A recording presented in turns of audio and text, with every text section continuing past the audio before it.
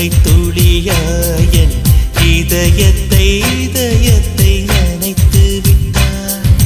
பார்வையிலே பார்வையிலே ஒரு வேதியில் மாற்றத்தை நிகழ்த்தி விட்டான்.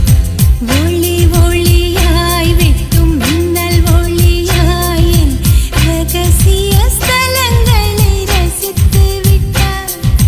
ரசித்ததையே நீ ரசித்ததையே என் அனுமதி இல்லாமல் ருசித்து விட்டாய். பூவென நீ இருந்தால் இளம் பெண்களை போல் வருவேன். நிலவென நீ இருந்தால் உன் கானம் போல் இருப்பேன்.